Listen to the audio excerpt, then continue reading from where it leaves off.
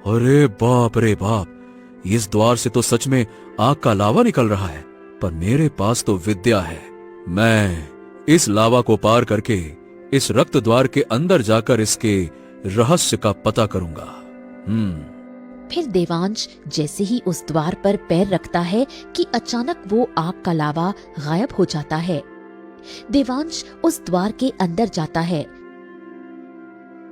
जहां बहुत ही सुनहरी दुनिया थी।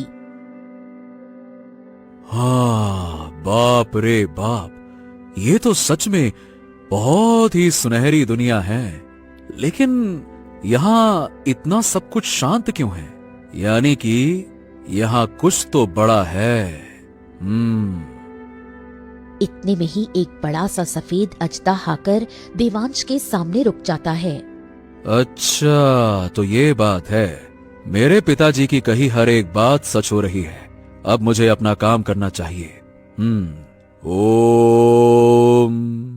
देवांश मंत्र पढ़ता है और सफेद अजदा देवांश को देखती रहती है। तभी पीछे से एक काला अजदा आती है। अनन्या, तुम क्या कर रही हो? उसके सामने क्यों खड़ी हो? वह तुम्हें नुकसान पहुंचा सकता है। लेकिन अनन्या कुछ नहीं कहती और वो देवांश को देखती रहती है। हे भगवान, ये क्या हो गया है? ये कुछ बोल क्यों नहीं रही है और वहाँ से हट भी नहीं पा रही है? कहीं उसने मेरी बहन को वश में तो नहीं कर लिया? मुझे अपनी बहन को किसी तरह बचाना होगा। तभी अन्वी कोशिश करती है पर अनन्या होश में नहीं आती। ये इतनी सुंदर और इतनी विशाल है, लेकिन इसकी आंखों में कुछ तो है जो मैं समझ नहीं पा रहा हूँ। आखिर ये गांव वालों को नुकसान क्यों पहुंचा रही है? ऊपर से यहाँ तो दो हैं और वो भी दोनों बहन। मुझे पहले इन दोनों का रहस्य पता करना होगा। आखिर ये लोग ऐसा कर क्यों रही हैं? मैं पहले इस द्वार से बाहर जाकर देखता हूँ। अगर मैं सही सलामत चला गया तो फिर मैं इसके आगे का रहस्य पता करूंगा कि आखिर गांव वाले यहाँ आते हैं और गायब कैसे हो जाते हैं। हाँ। फिर देवांश उस द्वार से सही सलामत बाहर आ जाता है। फिर उस द्वार के बाहर फिर से आग का लावा भर जाता है। ओह, यानी कि इस द्वार के अंदर बहुत ही गहरा रहस्य छुपा हुआ है जो किसी को नहीं पता। ठीक है, अब मैं इसका रहस्य पता करूंगा। इसके लिए मुझे एक दिन अपनी विद्या का अध्ययन करना होगा। ठीक है। फिर देवांश वहां से निकल पड़ता है और गांव की तरफ जाने लगता है।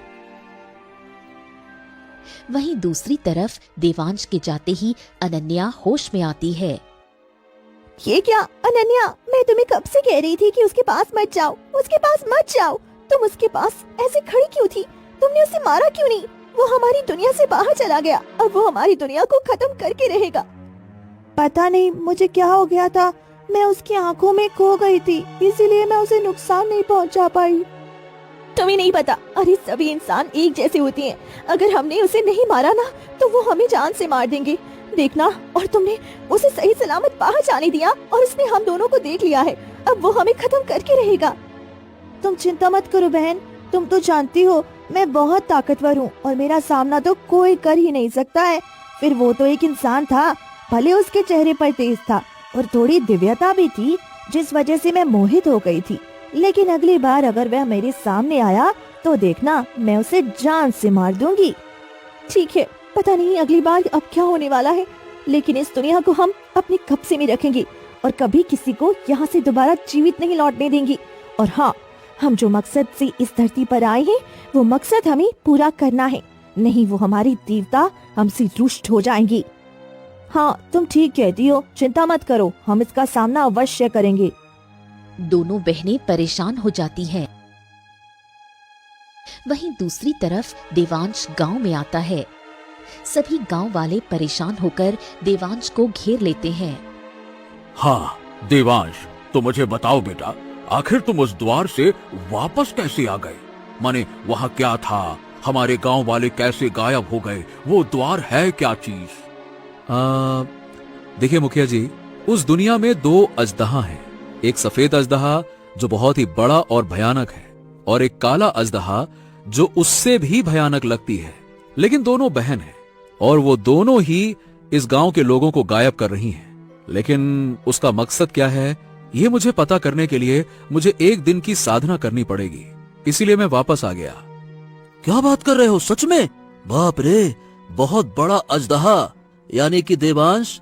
मुखिया जी, हमारे दादा ने जो हमें कहानी सुनाई थी वो सच हो रही है। बिल्कुल वही द्वार 300 वर्ष बाद खुला और उसके अंदर हैं 2 अजदहा।